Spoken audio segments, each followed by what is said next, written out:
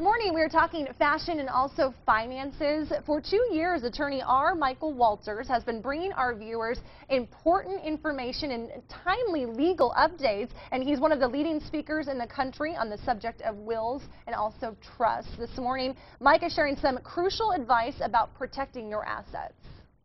You know, one of the questions I get asked all the time is, how do I put my IRA, my 401k, in my trust? You can't. They are trusts. You can't put a trust in a trust, nor do you need to. You see, they have beneficiaries just like your trust. So a better question would be, who should be the beneficiary of my 401k or IRA? It's a good question. If you're married, it should be your spouse. It has to be your spouse. If it isn't your spouse, there's a disastrous tax consequence. And that's what most people do. They name their spouse. But here's the problem. Years and years go by. Maybe a spouse dies. Maybe the surviving spouse is old and sad and tired, and the least thing they're thinking of is, who should the beneficiary be of my IRA? So when they die, their beneficiary is their dead spouse. So then what happens? Well, we go through probate. It takes a long time, costs a lot of money, but eventually it would be straightened out. It may not go to the same people that the original person had in mind, but there'll be a distribution. There's a way to avoid this.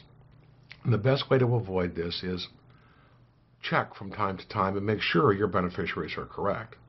If you're married, they should be your spouse. The secondary beneficiary is very important, and most people don't even put a secondary beneficiary. If your children are young, little kids, 10, 9, 8, 12, I would suggest your secondary beneficiary should be your trust. That way that money will be held in trust for their benefit until they reach an age of reason. And that's very important. But if your kids are older, if you have kids like I do who are in their 30s, I would suggest the way it should read is first beneficiary spouse, second beneficiary kids, last beneficiary trust. That last beneficiary of trust is very important in case of a terrible calamity where a family is wiped out. At least in that way your trust has provisions to say where it would go in case of that calamity, so you're covered. Very important thing, very often asked question, wrong question, but it's all up to you.